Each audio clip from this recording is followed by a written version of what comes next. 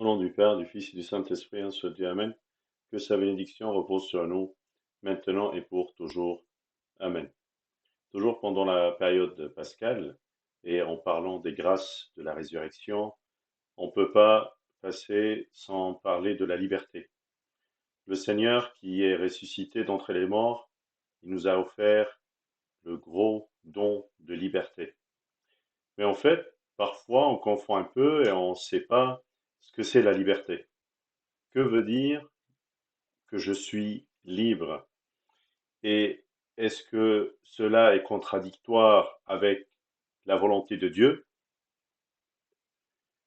Saint Paul, dans son épître aux Galatiens, il nous apprend que frères, vous êtes appelés à la liberté.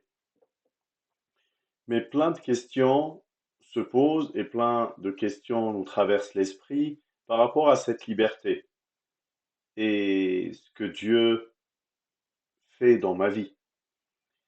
Est-ce que je suis vraiment libre? Est-ce que Dieu aussi est libre d'intervenir dans ma vie quand il veut et comme il veut? Et aussi, si c'est le cas, à quoi ça sert ma prière? Est-ce que ma prière peut faire la différence? Est-ce que ça peut changer la volonté de Dieu? Qu'est-ce que c'est que la préscience de Dieu? Et qu'est-ce que c'est que sa volonté? Qu'est-ce qu'il fait dans ma vie ou comment il agit dans ma vie? Et c'est quoi ma part de liberté dans tout cela? Parfois, certaines personnes, euh, surtout parmi les pensées des agnostiques, ils disent que Dieu, peut-être, il a créé le monde et il a créé l'homme, mais ça s'arrête là. Depuis qu'il a créé, il s'est reposé au septième jour, et il est au repos jusqu'au nos jours. Donc il ne fait plus rien. Mais Jésus, quand il est venu, il a changé, il a répondu à cette question en disant, mon Père agit jusqu'à présent. Moi aussi j'agis.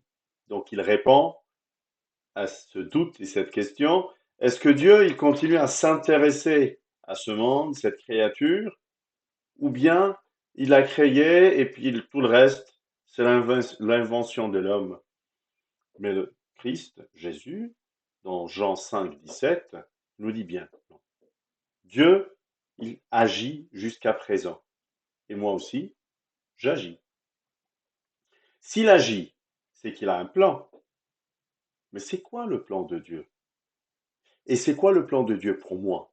Est-ce qu'il s'occupe uniquement des grandes lignes de ma vie? Est-ce que ça compte pour lui ce que je porte, mes vêtements, ce que j'écoute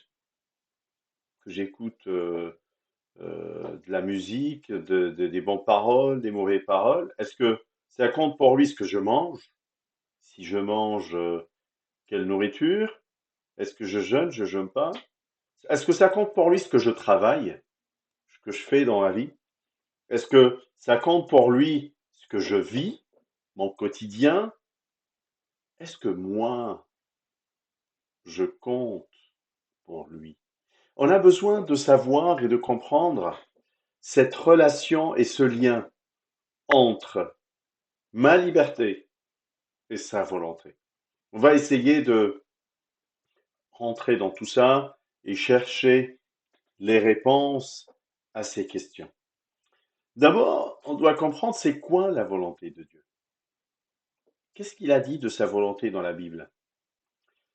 Jésus, dans Matthieu 10, il dit, ne vend-on pas de passereaux pour un sou? Cependant, il n'en tombe pas un à terre sans la volonté de Dieu. Et même les cheveux de vos têtes sont tous comptés. Des petits passereaux, des petits oiseaux qui vaut rien, comptent pour Dieu. Et il sait tout sur toi. Même le nombre de tes cheveux, il connaît. Aussi, Saint Paul, dans première épître aux Thessaloniciens, chapitre 4, verset 3, il dit clairement, ce que Dieu veut, c'est votre sanctification, c'est votre sainteté. La volonté de Dieu, c'est ma sainteté. Et Dieu, il tient à ses promesses. Dans la Bible, à chaque fois il a fait une promesse, il a bien tenu. Et il a un plan. C'est le Créateur qui prend soin de sa création. Il n'y a pas de hasard, il n'y a pas de choses qui se passent sans une intention divine derrière laquelle le Seigneur, il continue à agir dans le monde et dans ma vie. Dieu, notre Sauveur, qui veut que tous les hommes soient sauvés et parviennent à la connaissance de la vérité. Donc Dieu veut ma sanctification, que je sois saint, que je sois sauvé et que je connais la vérité. 3 points. Sauvé, salut, connaissance de la vérité. Et la vérité, c'est qu'il existe et qu'il m'aime et que il y a la vie éternelle, c'est la vérité divine. Donc, voilà la volonté de Dieu pour chacun de nous. Et il agit et œuvre afin que cette volonté existe dans la vie de chacun de nous. Que nous soyons saints, que on soit sauvés et qu'on connaît sa vérité. Il est le Tout-Puissant. Il intervient d'une manière directe, comme il peut intervenir aussi d'une manière indirecte. L'histoire la plus connue, c'était le déluge. Il a vu le mal sur terre, il a intervenu de manière directe. Aussi, et c'est d'ailleurs la façon dont il agit depuis le déluge, c'est la manière indirecte, à travers les hommes et aussi sa créature. Il t'envoie des messages, des épreuves, des petits textos, des bonnes paroles, des situations que tu vis et que tu découvres à travers le message qu'il veut te donner. Mais est-ce que cela veut dire que nous sommes des pièces de jeu d'échecs dans ses mains? On compte pour rien. Elle est où ma liberté dans ça? Est-ce que je peux refuser sa volonté? Est-ce que je peux dire non?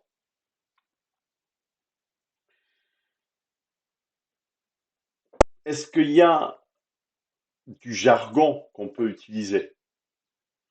En fait, on a une part de liberté et une part de volonté. Et c'est ce qui fait qu'on choisit parfois de le suivre, comme on choisit parfois de ne pas le suivre. On choisit le bien et le mal. Il ne nous punit pas si on choisit le mal tout de suite, mais il nous appelle à faire le bien, que ce soit d'une manière directe ou aussi indirecte. Il peut te parler directement dans sa Bible, dans ses lectures, dans une épreuve personnelle, comme il peut t'envoyer le message via d'autres personnes. Donc il n'y a pas d'hasard. C'est pas le bon jargon, mais plutôt que ta volonté soit faite. Le plan de Dieu, la sagesse de Dieu, ainsi soit-il. Il nous invite à le choisir. On peut choisir que ta volonté soit faite dans ma vie, comme on peut choisir que ta volonté ne soit pas faite dans ma vie. Nous ne sommes pas des pièces d'échecs dans sa main. Dieu, quand il a créé l'homme, il l'a créé libre, intelligent et sans péché et éternel. Il l'a pas créé sans liberté. Il l'a créé libre. Et Dieu respecte la liberté qui est en toi, qui est dans sa créature. S'il a installé le logiciel liberté, il le laisse tourner et fonctionner. Même pour le choisir ou pas le choisir. Vous savez, quand il a vu que Adam et Ève n'ont pas réussi à le choisir, et ils sont tombés dans ce péché originel. Il veut que, et d'ailleurs, ils sont tombés par leur liberté et leur intelligence, il veut que tu retrouves ton éternité que tu as perdue et ton innocence que tu as perdue par ta propre liberté et intelligence. Il a mis devant toi des éléments qui t'inspirent, qui te guident à le trouver. Et c'est toi qui choisis. Soit tu y crois et tu suis et tu le retrouves, ou tu choisis de ne pas le suivre et donc ne pas le retrouver. C'est ton choix. Est-ce que vraiment Dieu est pour tous? Est-ce qu'il s'intéresse à tout le monde? Ou bien peut-être il s'intéresse à moi, chrétien, copte, orthodoxe, ou il est venu pour toute sa créature. D'ailleurs, dans Matthieu 5, 45, il a fait lever son soleil sur les méchants et sur les bons. Il fait pleuvoir sur les justes et sur les injustes. C'est pour ça que parfois on se pose la question, mais moi je suis fidèle, je vais à l'église, je prie, je vais prendre la communion.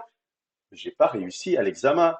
Pourtant, mon copain, mon collègue, il ne croit pas en Dieu.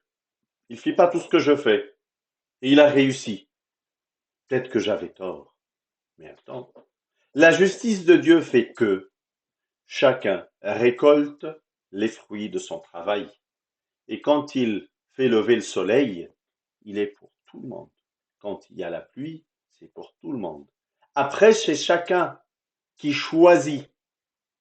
C'est la liberté, que Dieu soit pour tous. Mais le choix fait que tu le choisis ou pas.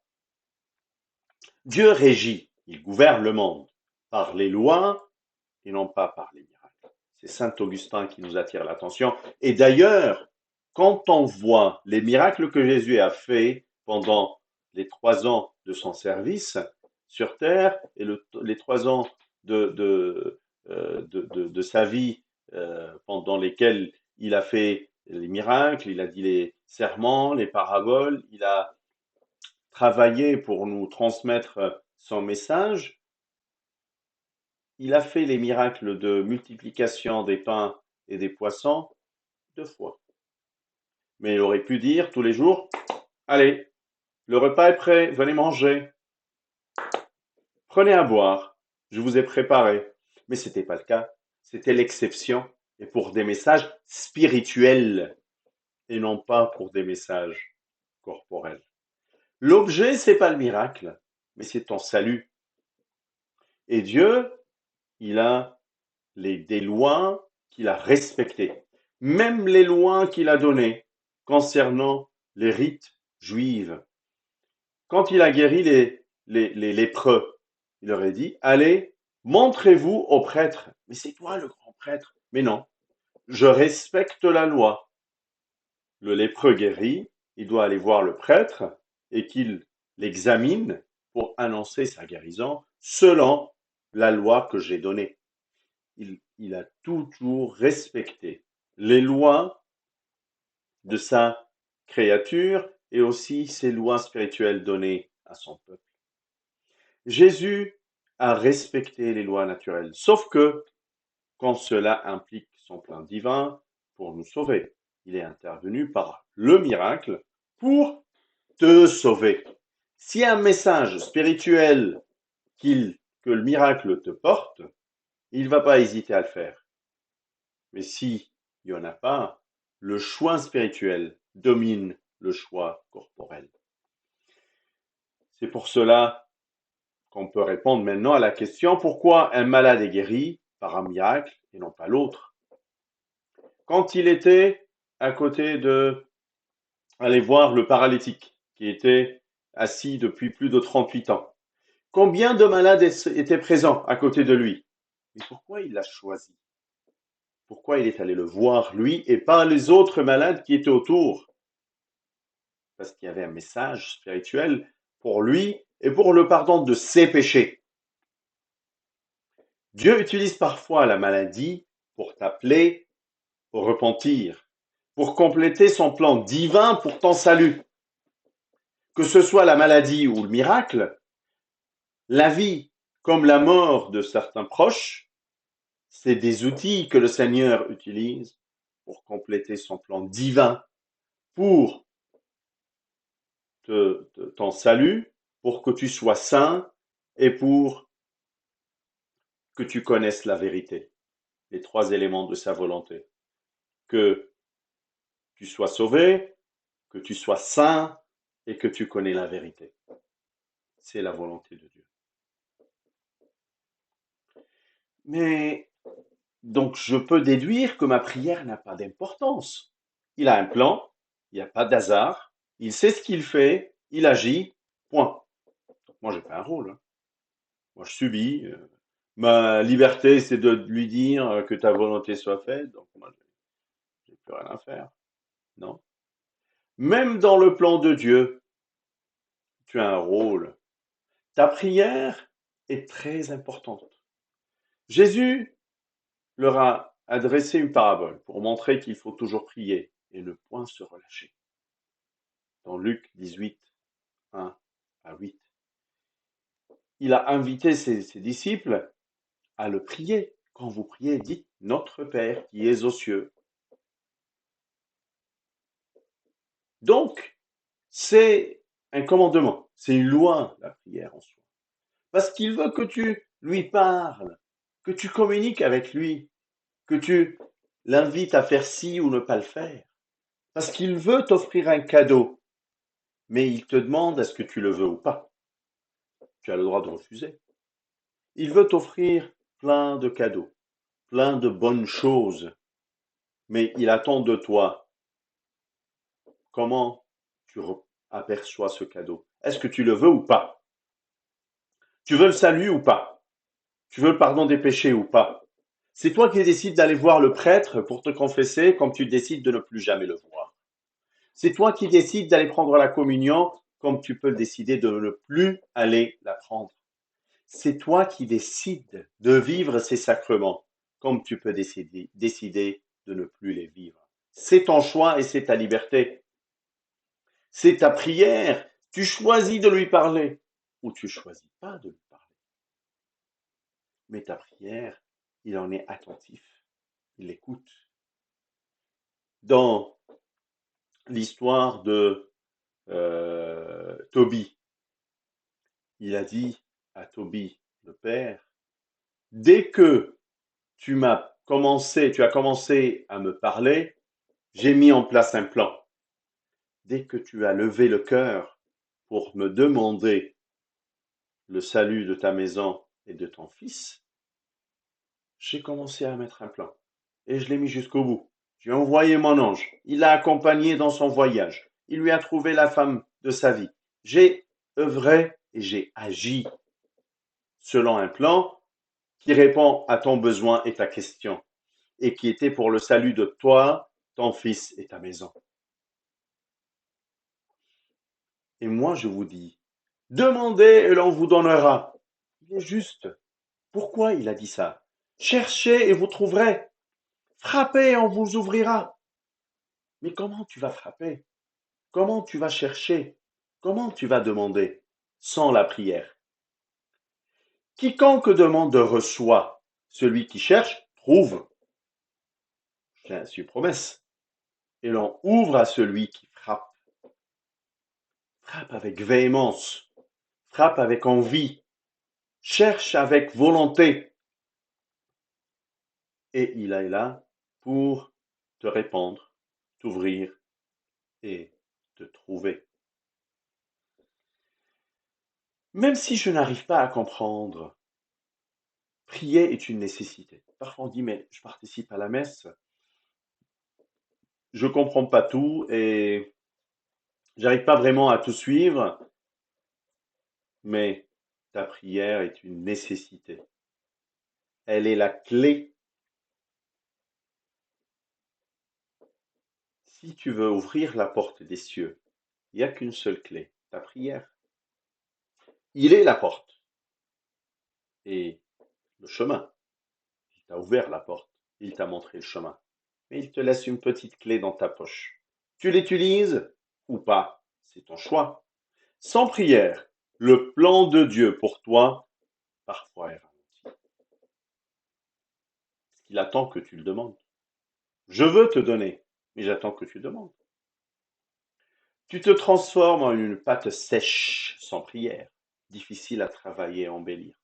Dans la prière, c'est comme une pâte d'argile qui est mouillée par de l'eau et le grand potier y arrive à la manipuler, faire, transformer, faire une belle vase, parce que tu te mets entre ses mains dans la prière. Tu dis, Seigneur, agis, fais de moi une belle vase. Si tu veux pas, c'est ton choix, hein. Mais la prière, en soi, qui est en choix, c'est une sorte de lui dire, fais de moi la meilleure vase que tu souhaites. Sans la prière, tu deviens comme un poisson qui est sorti de l'eau et qui ne peut pas continuer sa croissance, ni sa vie. Il n'arrive pas à grandir, il meurt. C'est pas uniquement qu'il meurt, mais aussi il y a l'élément de croissance. Tu grandis pas. Tu meurs jeune.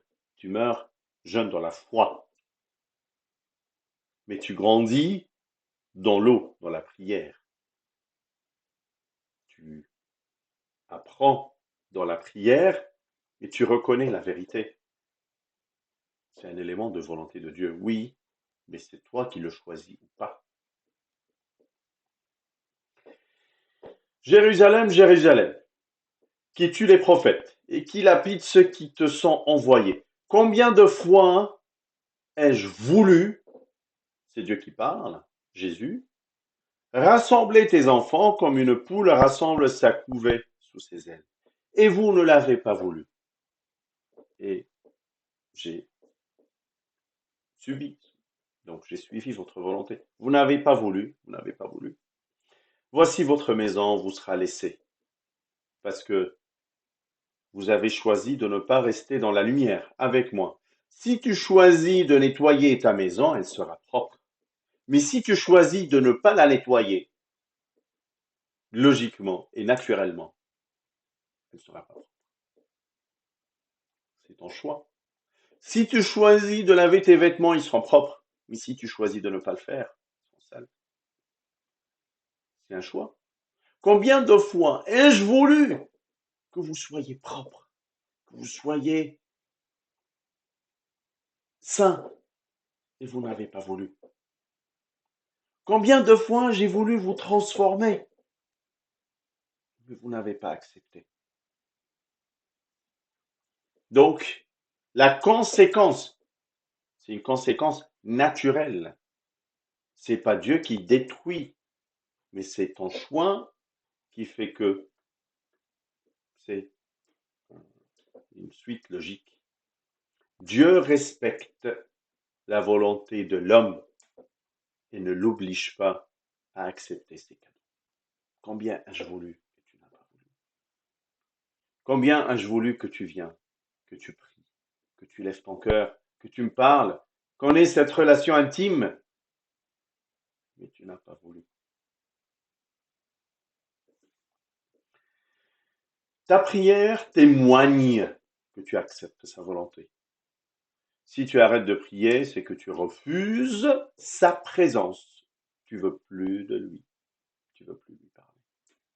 Or, sans la foi, il est impossible de lui être agréable. Car il faut que celui qui s'approche de Dieu croit que Dieu existe et qu'il est le rémunérateur de ceux qui le cherchent. On dit, mais les gens qui ne croient pas, ils vont aller où? S'ils ne croient pas en Dieu, comment ils vont aller chez Dieu? Ils ne l'ont pas choisi. C'est leur liberté, hein. Il faut que celui qui s'approche de Dieu croit en Dieu. Donc si tu crois en Dieu, tu seras proche de lui. Mais si tu n'y crois pas, il ne va pas te l'obliger. Ils ne l'ont pas choisi dans leur vie. Il ne va pas leur imposer qu'ils soient avec eux dans la vie éternelle. En allant chez le médecin, tu dois suivre sa prescription. Si tu la déchires, comment peux-tu guérir. Il t'a prescrit un médicament, il t'a donné des instructions. C'est normal. Soit tu suis ça, tu es libre de prendre ton médicament, comme tu es libre de ne pas le prendre. C'est vrai ou pas? Parfois, on te fait signer un consentement avant d'être opéré. Pourquoi? Parce que tu peux le refuser. C'est pour ton bien, mais c'est ton choix. C'est toi qui choisis. Tu veux ou tu veux pas. Et comment je témoigne cette volonté? Par ma prière. La Vierge Marie. Le plus grand témoignage de que ta volonté soit faite. L'ange Gabriel, quand il est allé la voir, elle lui dit qu'il me soit fait selon ta parole. J'y crois. J'y comprends pas. Hein. Je sais pas ce que tu racontes. Hein. J'ai jamais vu une vierge qui est enceinte. J'ai jamais vu Dieu né par une femme. Je comprends rien. Hein. J'ai jamais vu. Mais que ta volonté soit faite. Elle a su comment se soumettre à la volonté de Dieu et comment elle est honorée aujourd'hui. Comment elle est saluée par toute la terre. Presque tout le monde respecte la Vierge Marie, l'aime bien, lui chante des louanges, la prie, parce que elle a su comment se soumettre à la volonté de Dieu. Elle a choisi Dieu par sa propre volonté. Mais est-ce qu'il peut le savoir déjà? Est-ce qu'il sait ce que je vais faire? Est-ce qu'il sait si je vais réussir ou pas? Est-ce qu'il sait si ou pas? C'est quoi ce qu'on appelle sa préscience? En fait, quelque chose que l'homme ne connaît pas et que Dieu a cette capacité. Nous, on peut voir aujourd'hui, bien sûr, notre présent. Aussi, on peut voir hier. Aujourd'hui, même, c'est plus facile de comprendre comment voir hier dans les photos, dans les images, les vidéos. Comment tu montres à tes enfants leurs vidéos de jeunesse ou d'enfance ou tout cela. Tu dis, ah oui, on a joué ensemble, on n'était pas ici. Voilà les photos de l'année dernière. Est-ce que tu peux leur montrer les vidéos de demain? Est-ce que tu peux leur montrer ça? Mais en fait, Dieu, il a les vidéos d'hier et aussi de demain. Il peut voir ça.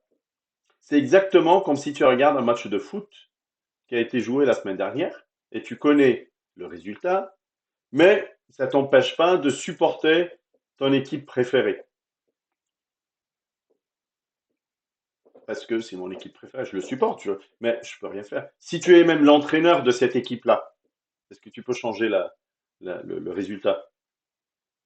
Tu peux donner le trophée à ton équipe? Tu peux pas. Mais tu soutiens quand même.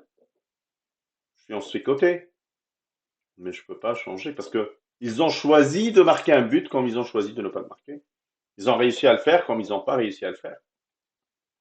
Vous savez, Ésaü et Jacob, deux personnages bibliques, deux frères, deux jumeaux nés de euh, Isaac.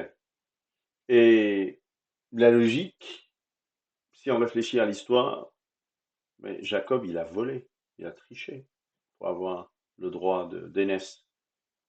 Mais pourquoi Dieu n'a pas fait son alliance avec Ésaü, hein, le petit pauvre, le pauvre qui a été trahi ou, je sais pas, le mensonge du petit frère, qu'il était emballé par le mensonge de son petit frère.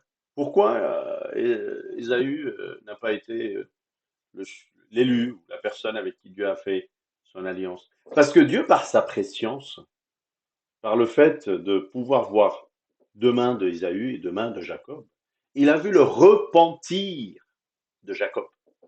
Il a aimé le repentir de Jacob, mais il n'a pas aimé le cœur dur d'Ésaü. Il a dit non, je ne peux pas faire une alliance avec quelqu'un qui a le cœur aussi dur. mais un cœur comme le cœur de Jacob, oui, c'est ce cœur-là. Il ressemble à mon cœur, un cœur doux, qui aime, qui pardonne. J'aime bien le repentir de Jacob. Je vais faire mon alliance avec lui. C'est comme une personne qui envoie son CV pour travailler dans une boîte. Qu'est-ce que tu mets dans ton CV? Ce que tu as fait hier, avant-hier, tes diplômes, machin, tes expériences, et ton poste actuel. Tu t'arrêtes là. Et dans l'entretien, on essaye de te poser des questions pour savoir, et dans 5 ans, tu veux faire quoi? Qu'est-ce que tu veux devenir? On essaye de tenter ton demain, mais on ne peut pas le savoir. On essaye de le deviner, mais Dieu le sait déjà. Donc Dieu recrute sur la base de hier, aujourd'hui et aussi demain. Car ceux qu'il a connus d'avance, il les a aussi prédestinés à être semblables à l'image de son Fils. C'est quand il a choisi les disciples. Quand il a choisi les disciples, il l'avait déjà connu d'avance. Nathanaël, il lui a dit, mais je te connais depuis que tu es sous le figuier, je te connais depuis très longtemps. Il les avait déjà connus. C'est pour cela qu'il les a prédestinés à être semblables à l'image de son Fils. Ses disciples, être semblable à son maître. Le mot disciple veut dire être semblable à son maître. Afin que son Fils fût le premier-né entre plusieurs frères. Et ceux qu'il a prédestinés, il les a aussi appelés. Il les a appelés. Il ne les a pas uniquement prédestinés, mais au moment opportun, il les a appelés. Et ceux qu'il a appelés, il les a aussi justifiés. Ils avaient besoin d'être justifiés, de recevoir le salut par la croix, par la résurrection. Et ceux qu'il a justifiés, il les a aussi glorifiés par la résurrection. Il les a, donc les disciples, les a connus d'avance, prédestinés. Il les a choisis, appelés, justifiés et glorifiés.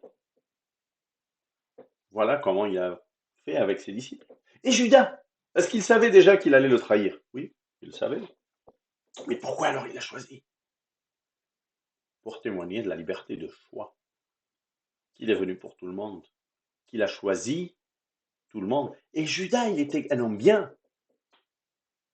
Il n'était pas un méchant. Hein. Il a juste fait une faute. Il a perdu son espoir.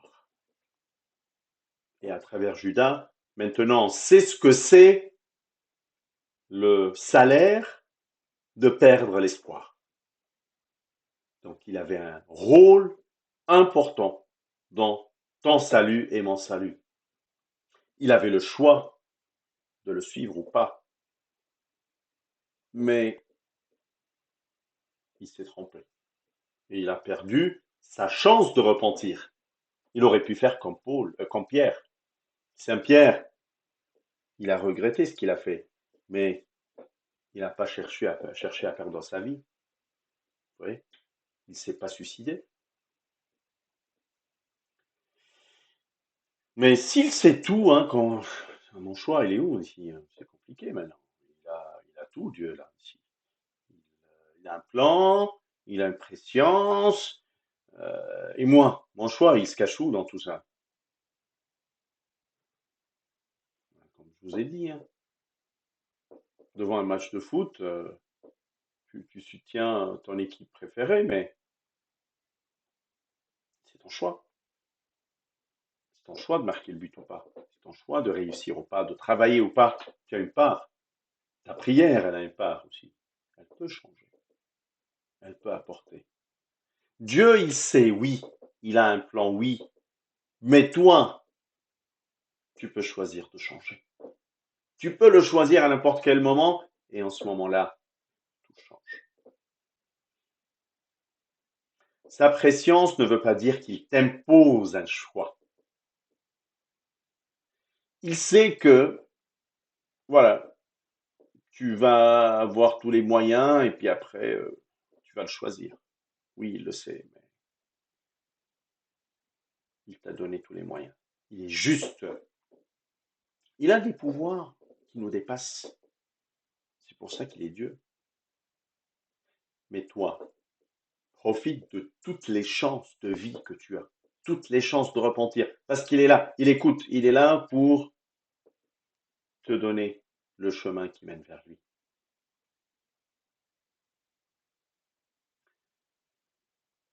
Nos choix ne peuvent pas peut-être changer la volonté de Dieu, le Tout-Puissant. Si on regarde l'histoire de Pharaon et Moïse, Pharaon, il a eu combien de chances? 10 plaies, 10 chances. Jusqu'au moment où il a perdu son fils aîné. Voilà, tout, plein de chances. Mais il a choisi la dureté du cœur. Il n'a pas accepté que Dieu existe. Il a refusé. S'il avait accepté une fois, ça allait changer pour lui et pas pour le plan de Dieu. Le plan de Dieu, il était intouchable. Ils vont sortir, ils vont sortir. J'ai préparé, j'ai un plan divin. Tu ne pourras rien changer pour ce plan divin. Mais si Pharaon avait choisi d'écouter les appels de Dieu, peut-être sa vie et son destin auraient pu changer. Mais lui, il n'a pas accepté les appels de Dieu. Tu as une part. Ta prière fait la différence. Tu choisis Dieu ou tu ne le choisis pas. C'est toi qui décides. Mais si Dieu, il connaît tout, il sait tout, il fait tout, il est tout puissant, il connaît tout, pourquoi le mal existe? Et les guerres, les famines, plein d'injustices qui existent dans le monde. Il est où Dieu le juste? Pourquoi il n'intervient pas? Mais écoute, la pollution, qui l'a induit? Quand le premier homme était sur terre, est-ce qu'on parlait de pollution? Dieu t'a donné une terre propre, correcte, sans défaut. Et toi, tu en as fait quoi? Est-ce que tu as réussi à préserver cette nature? Ou c'est l'homme qui a induit et introduit la pollution par sa liberté et son intelligence? Si tu n'étais pas libre, il n'y aura jamais eu du mal. Mais c'est ta liberté qui fait ça. C'est l'homme qui a induit le mal dans le monde, car Dieu respecte ta volonté. Noé, malgré la méchanceté de son entourage, le plan de Dieu a réussi pour le sauver ainsi que sa famille. Voilà le plan de Dieu, voilà le choix de ceux qui veulent rentrer dans l'arche. Personne ne l'a choisi. Personne. Son plan divin, ça marche. Personne n'a pu le changer. Mais ton choix de rentrer ou pas, même si tu vois qu'on te fait du mal et Dieu garde le silence, reconnais que c'est pour ton bien. Même si tu vois le mal qui s'approche de toi et qui te touche, c'est que c'est pour ton bien. Dieu l'a permis pour ton salut. Ma liberté. Une prison peut exister et on connaît les prisons pour le corps, mais aussi il y a d'autres prisons de l'esprit. Une angoisse peut t'emprisonner, un péché, les commentaires des uns et des autres. Tout ça peut te limiter, te mettre dans une prison. L'Esprit de Dieu est sur moi parce qu'il m'a oint pour annoncer une bonne nouvelle aux pauvres. Il m'a envoyé pour guérir ceux qui ont le cœur brisé. C'est une liberté. Pour proclamer aux captifs la délivrance, liberté. Et aux aveugles le recouvrement de la vue, c'est une liberté. Pour renvoyer libre les opprimés. Quel est plus difficile? De te libérer d'une prison physique ou de te libérer de tout ça? Le paralytique, qui était prison de son échec, il l'a libéré. Le fils prodigue, libéré. Samaritaine, libérée. La Samaritaine, elle a été libérée de la prison de son passé. Mais qui pouvait lui parler sur le chemin? Elle partait à midi pour que personne ne la voie. pour chercher à boire. Nous étions tous errants comme des brebis, chacun suivait sa propre voie. Et l'Éternel a fait retomber sur lui l'iniquité de nous tous pour nous libérer. Le changement de la Samaritaine, une fois libérée, elle est devenue autre chose. Elle a commencé à prêcher sa liberté, prêcher le salut. Il y a un homme qui m'a dit tout. Le fils prodigue qui était dans l'angoisse. Mais comment je vais retourner chez mon père? Comment je vais le voir? Parfois, tu as peur de confronter une mauvaise décision, mais j'ai fait tort. Et tu n'arrives pas à dormir. Est-ce qu'il va me pardonner? Mon péché est-il grand? Je ne peux pas le confesser. Qu'est-ce que je fais? Dieu est là pour te donner la paix. Paix, paix à celui qui est loin et à celui qui est près, dit l'Éternel. Je les guérirai. Voilà les libertés qu'il t'offre et qu'il veut te donner. Il te donne une liberté d'échec, comme pour le paralytique. Je suis le plus petit parmi les autres, un faible, estime de soi. J'arrive pas à sauter dans l'eau. À chaque fois, il y a une autre personne qui vient. Tu es addict de quelque chose, tu baisses les bras rapidement, tu deviens très sensible et te fâches très rapidement. Il m'aime pas, c'est ce que tu penses. Regarde même l'aveugle-né. Quelqu'un qui parle à côté de lui, il pense quoi? Ah, on se moque de moi. Il a changé maintenant, je vois, maintenant je suis libre, je suis guéri. Comportement est différent. Il a libéré Lazare même de la mort. Vous savez, la Semaine Sainte est entre deux tombeaux. Le tombeau de Lazare et le tombeau du Christ. Une passion qui nous traverse de la résurrection de Lazare à la résurrection de Christ qui nous libère de la mort. Ô mort, où est ta victoire? Ô mort, où est ton aiguillon? L'aiguillon de la mort, c'est le péché. Et la puissance du péché, c'est la loi. Mais grâce soit rendue à Dieu qui nous a donné la victoire par notre Seigneur Jésus-Christ. Il nous a libérés de la mort du péché. Il tient ses promesses. Je vous le dis, quiconque se livre au péché est esclave du péché. Si donc le Fils vous affranchit, vous serez réellement libre. Maintenant, je pense que vous comprenez mieux ce que c'est le salut. Vous êtes libérés de tout ça. Sa paix vous libère.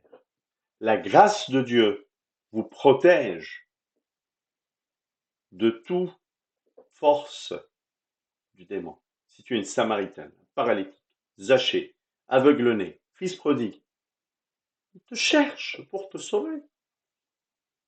Seigneur, j'ai besoin de reconnaître, de vivre, de comprendre, de savoir ce que c'est ta liberté. Fais-moi sortir de ma prison, la prison de mon angoisse, ma peur, mon péché, mon entourage, ma petitesse, tout ça. J'ai besoin de trouver cette liberté selon ta propre volonté. Parce que étant libre, sans faire de la liberté une voile qui couvre la méchanceté, mais agissant comme des serviteurs de Dieu. Grande différence entre la liberté du monde qui couvre sa méchanceté et la liberté de Dieu qui nous permet d'agir comme ses propres disciples, serviteurs de Dieu. Vous comprenez? La grande différence entre la liberté du monde et la liberté que le Seigneur t'offre. Cette liberté du péché, cette liberté de l'angoisse, cette liberté de la peur, cette liberté de ta petitesse, tout ça, il t'offre cette liberté pour que tu vis sa volonté et tu reçois le salut, tu deviens saint et tu connais la vérité. Que le Seigneur nous garde dans sa liberté et que sa volonté soit faite dans notre vie. Gloire à lui éternellement. Amen.